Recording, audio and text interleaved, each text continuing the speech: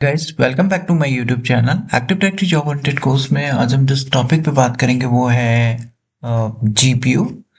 तो बेसिकली हम यहाँ समझेंगे कि ग्रुप पॉलिसी ऑब्जेक्ट क्या होता है और उसका क्या यूज़ है एक्टिव डायरेक्टरी में। तो वीडियो को अंत तक देखिएगा, आपको सब समझ में आ जाएगा। तो जीपीयू में हम आज बात करेंगे कि जीपीयू बेसिकली क्या है। तो जीपीयू ग्रुप पॉलिसी जो है वो सेटिंग्स होती हैं, कलेक्शन ऑफ सेटिंग्स होती हैं जिससे आप ये कंट्रोल करते हो कि आपका यूजर्स और जो कंप्यूटर्स है वो एक्टिव डायरेक्टरी इन्वायरमेंट में कैसे बिहेव करेगा। आपके कंप्यूटर पे क्या चीज़ अलाउ होगी, क्या चीज़ आपके कंप्यूटर पर डिसेबल्ड होगी। जैसे आप कोई यूएसबी या पेन ड्राइव यूज़र यूज़ कर सकता है या नहीं कर सकता, आप ये सेटिंग डिफाइन कर सकते हो। कौन सा प्रिंटर वो यूज़ करेगा, आप ये सेटिंग डिफाइन कर सकते हो। क्या वॉलपेपर वो यूज़ कर सकता है, आप ये डिफाइन कर सकते हो। और जो स्क्रीन सेवर, अगर आपको कोई स्क्रीन सेवर पुश करना है आप वो पुश कर सकते हो। तो ये सब चीज़ें हम जो है ग्रुप पॉलिसीज के थ्रू करते हैं। तो सबसे पहले ये समझते हैं कि ग्रुप पॉलिसीज जो है वो कैसे क्रिएट होती है, उसके लिए टूल्स कौन सा यूज़ किया जाता है। तो मैं आपको अपने एक्टिव डायरेक्टरी में, ये मेरा डोमेन कंट्रोलर है, यहाँ पे सर्च पे जाता हूँ, इस पे टाइप करता हूँ ग्रुप पॉलिसी और आपको यहाँ पे ग्रुप पॉलिसी मैनेजमेंट टूल मिलता है। मैं इसे ओपन करता हूँ तो ये टूल ओपन हो गया। यहाँ पे आप देख सकते हैं, यहाँ पे डोमेन है kcr.com और ये मेरा डोमेन का नाम है। और यहाँ पे कुछ पॉलिसीज आपको यहाँ पे ऑलरेडी दिख रही हैं। तो इसमें से तो फर्स्ट टू पॉलिसीज हैं, ये डिफ़ॉल्ट पॉलिसीज हैं। जब भी आप डोमेन के लिए एक्टिव डायरेक्टरी इंस्टॉल करते हो अपने डोमेन में, तो आपने अगर मेरा प्रीवियस वीडियो देखा होगा, जब मैं domain active directory service install कर रहा था, तो वहाँ पे ग्रुप पॉलिसी मैनेजमेंट जो है, ये फीचर्स है, वो अपने आप ही उसमें बाय डिफ़ॉल्ट वो टिक था, आपको कुछ नहीं करना पड़ता है। तो जब आप ईडी सर्विस इंस्टॉल करते हो तो ये टूल्स जो है इंस्टॉल हो जाता है, ग्रुप पॉलिसी इंस्टॉल हो जाती है। तो ग्रुप पॉलिसी मैनेजमेंट में जो डिफ़ॉल्ट पॉलिसीज़ हैं वो है डिफ़ॉल्ट डोमेन कंट्रोलर पॉलिसी और डिफ़ॉल्ट डोमेन पॉलिसीज़। तो बेसिकली जो डिफ़ॉल्ट डोमेन पॉलिसीज़ है वो पूरे डोमेन पे अप्लाई होती है। तो अगर आप यहाँ चेक करेंगे तो देखेंगे ये kcr.com जो कि मेरा डोमेन है उस पे लिंक है। तो ये पूरी डोमेन के लिए अप्लाई हो रही है। उसके बाद हम सेकंड देखते हैं डिफ़ॉल्ट डोमेन कंट्रोलर पॉलिसी। ये डिफ़ॉल्ट डोमेन कंट्रोल पॉलिसी जितने भी डोमेन कंट्रोलर्स हैं उनके लिए है, उन पे अप्लाई हो रही है। और यहाँ पे अगर आप देखेंगे तो ये डोमेन कंट्रोलर ओयू पे लिंक है। सो बेसिकली जब पॉलिसीज हम क्रिएट करते हैं तो उसे हमें एक ओयू पे लिंक करना होता है। जब आप ओयू पे लिंक करते हैं तो वो पॉलिसीज उस ओयू के जितने भी यूजर्स है कंप्यूटर से उन पे अप्लाई होती है। और यहाँ पे सिक्योरिटी फिल्टरिंग में आपको डिफाइन करना होता है। बाय डिफॉल्ट तो ये ऑथेंटिकेटेड यूजर्स आता है जब भी आप क्रिएट करते हैं।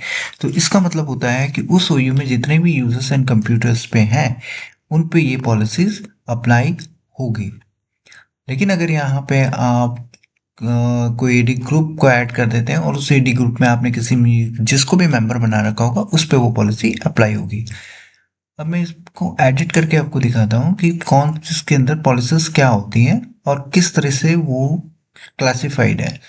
जैसे यहाँ पे जो पॉलिसीज है आप अगर देखेंगे, सबसे ऊपर कंप्यूटर कॉन्फ़िगरेशन है, फिर यूज़र कॉन्फ़िगरेशन है। तो अगर आपको कंप्यूटर्स पे पॉलिसी अप्लाई करनी है तो आपको कंप्यूटर्स की सेटिंग्स में कॉन्फ़िगर करने होंगे। अगर आपको यूज़र्स की पॉलिसी अप्लाई करनी होगी तो आप यूज़र्स पे जो है पॉलिसी कॉन्फ़िगर करेंगे। मैं आपको शो करता हूँ कि कंप्यूटर्स के अंदर कौन कौन सी पॉलिसीज़ हैं, यूज़र्स के अंदर कौन कौन सी पॉलिसीज़ हैं। यूज़र्स के अंदर मैं जाता हूँ तो यहाँ पे आप देख सकते हैं ये पॉलिसीज़ हैं।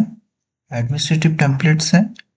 यहाँ पे आप जैसे कंट्रोल पैनल है, कौन से प्रोग्राम्स को आप हटाना चाहते हो, रिमूव करना चाहते हो, मतलब क्या यूजर्स को एक्सेस होगा किस प्रोग्राम का और किसका नहीं होगा, वो ऑप्शंस यहाँ पे हैं। उसी तरह अगर मैं यहाँ पे कंट्रोल पैनल देखता हूँ तो यहाँ पे आप जो है पर्सनलाइजेशन में जा सकते हैं। इसमें आप देखिए जो है prevent changing lock screen and log in image, prevent changing start menu background, don't display the lock screen. ये सारी सेटिंग्स है और हर सेटिंग्स के बारे में डिटेल्स में इंफॉर्मेशन यहाँ पे अवेलेबल है। तो कहीं पे भी आपको कोई डाउट हो तो आप सेटिंग्स ओपन करके उसकी डिटेल पढ़ सकते हैं। यहाँ से वो इनेबल होती है, यहाँ से ये डिसेबल होती है। अभी ये नॉट कॉन्फ़िगर्ड है, अभी ये कुछ भी नहीं है, ना इनेबल है ना डिसेबल्ड, तो ये कहीं पे अप्लाई नहीं भी नहीं हो रही है। अभी यहाँ पे यूजर अकाउंट से रिलेटेड सेटिंग्स है for apply the default account picture to all users. तो ये सेटिंग्स हैं जिसके थ्रू आप जो है अपने यूजर्स के या अपने कंप्यूटर्स की सेटिंग्स को कंट्रोल कर सकते हैं।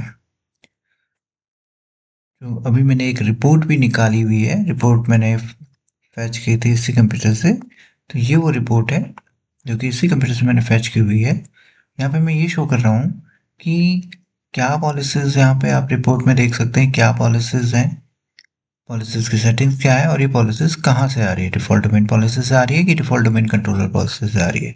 ये वाली पॉलिसीज अगर आप देखेंगे, access this computer from the network, ये डिफॉल्ट डोमेन कंट्रोल पॉलिसी से आ रही है। तो यहाँ पे आपको क्लियर हो गया होगा कि पॉलिसीज जो है वो हम जिंगरू पॉलिसी मैनेजमेंट में कॉन्फ़िगर करते हैं, उसको ओयू से लिंक करते हैं।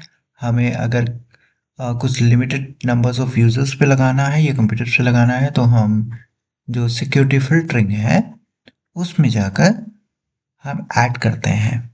अदरवाइज अगर हमें सब पे लगाना है तो हमें कुछ ऐड करने की जरूरत नहीं है, ऑथेंटिकेटेड यूजर्स बाय डिफॉल्ट होता है वहाँ पे। तो हमें ये ऑथेंटिकेटेड यूजर्स को रखना होता है। अदरवाइज अगर हमें किसी एडी ग्रुप को लगाना है तो हमें इस ऑथेंटिकेटेड यूजर्स को रिमूव करते हैं और उस एडी ग्रुप को उसमें ऐड करते हैं, जिससे पॉलिसी अप्लाई हो जाती है। होप आपको वीडियो अच्छा लगा होगा। लाइक एंड सब्सक्राइब कीजिएगा। कोई भी क्वेश्चन होगा तो कमेंट बॉक्स में लिखिएगा। Thank you.